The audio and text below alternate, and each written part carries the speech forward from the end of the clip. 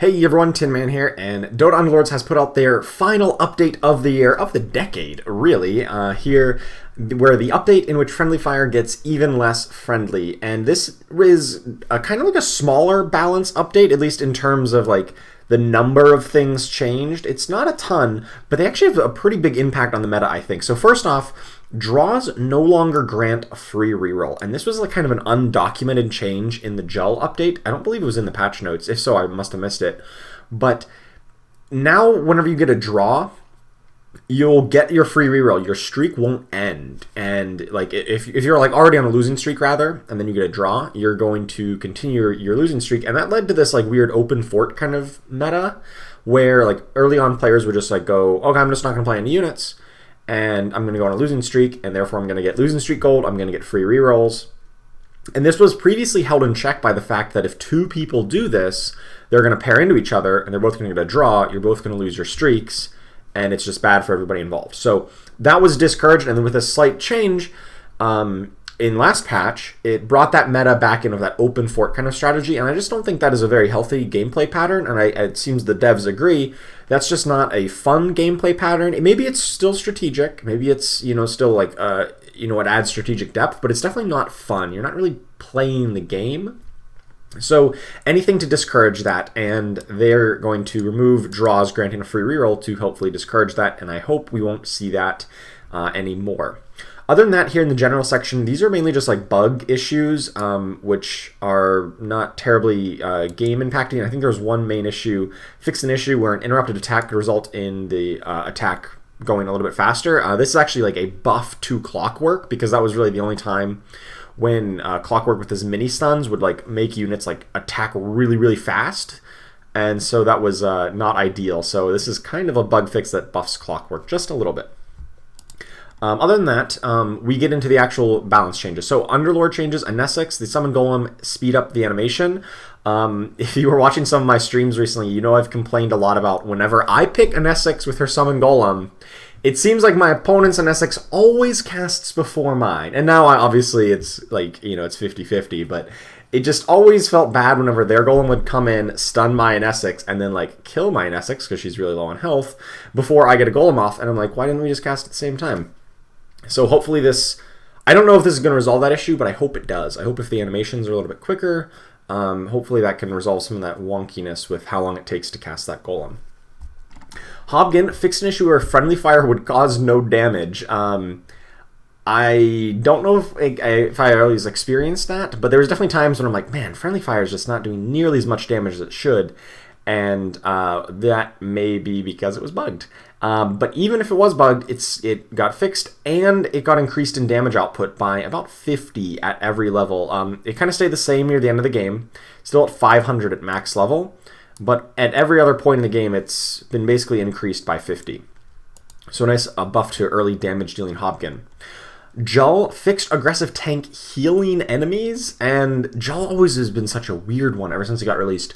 On paper, I think I had a good evaluation of them, like when they're going to be strong, when they're going to be weak. You can check out my Jull guide, linked right up there, right now, to where I talk about the usefulness of Jull in different compositions, but that was kind of on paper in an abstract theory way.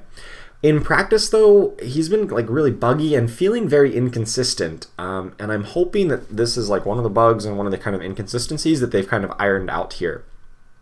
They also changed Happy Hour where it was not properly reducing damage, another one of those inconsistent feeling abilities, and the duration has been increased, but the instant damage has also been increased. So this is kind of like a rework. It's not really a nerf or buff. It really says you're going to take a little bit more up front, but you're going to take a little bit less damage over time because it's dealt over 10 seconds rather than over 7.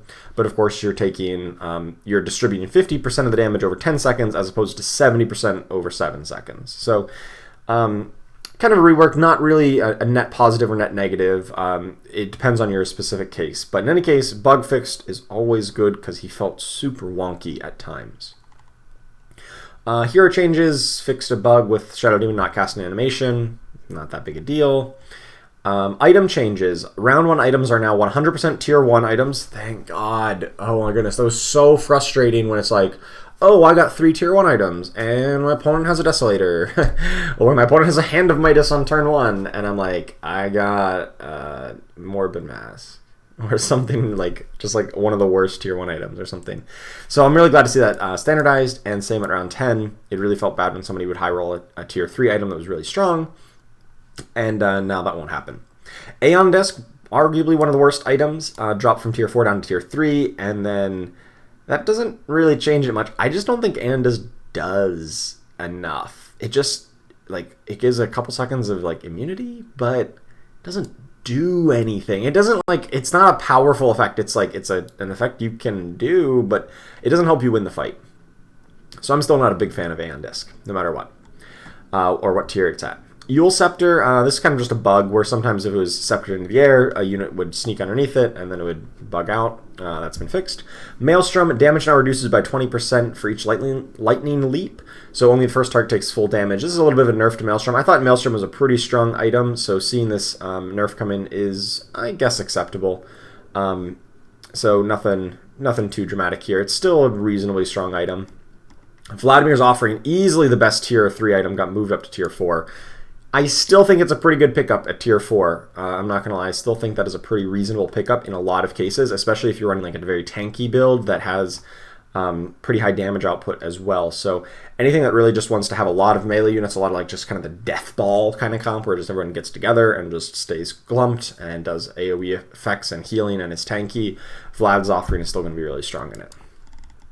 Other than that, there's been a couple of alliance changes, and this is really hitting some of the strongest units in the meta. And I know if you watched my meta analysis a couple days ago, I talked about how Scrappy was arguably the best build in the meta, followed closely by Champions and then Warlocks. And what do you know? All 3 of those have been nerfed slightly. So Champion, the damage bonus per active alliance changed from 8% down to 3%.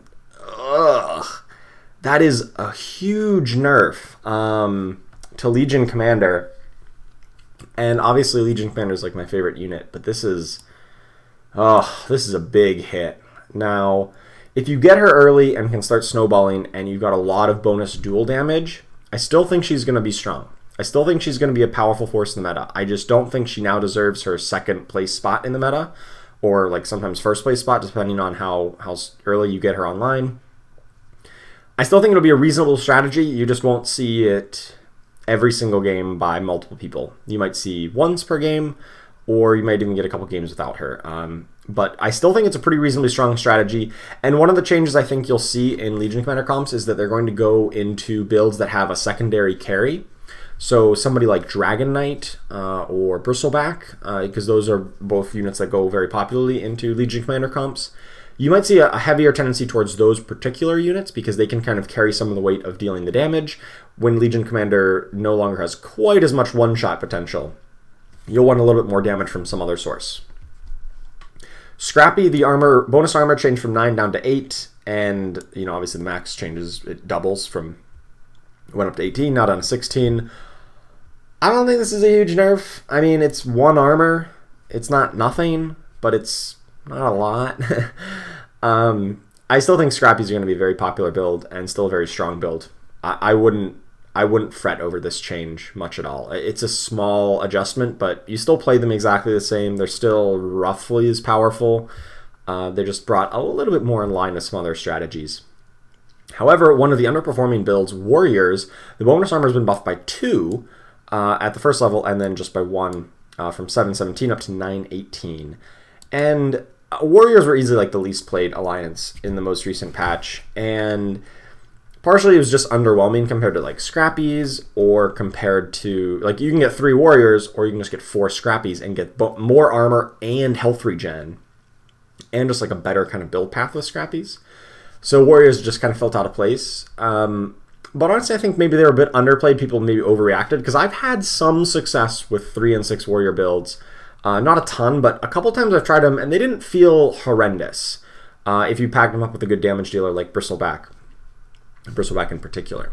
So I'm very curious to see where this goes from here, if Warriors come back a little bit more into prominence with some of the other builds getting taken down a notch. But I'm not super optimistic. I still think they're going to be a fringe strategy that maybe 1 person plays per game. Maybe. It's not going to be an every game kind of thing. Warlock lifesteal changed. Let's see, it got nerfed a little bit at 4 and 6 Warlocks from 70-90 to 60-70, and the link duration was also nerfed at 4 and 6 Warlocks. I think that's a fair nerf. 4 and 6 Warlock builds were a little bit too popular. You'd often see like 3 or 4 people going with a Warlock build. Still can be decently strong. I mean, the link duration is still pretty long, 2.5 seconds. But definitely taking them down. I think this is probably the biggest nerf. Well, maybe Champion was bigger, but definitely a bigger nerf to Warlocks than it was to Scrappy. So my big builds coming out of this are still going to be Scrappy. Still going to be, you know, Assassins are still very strong. They're not really touched by this. You might see Warriors move up a touch, but not much.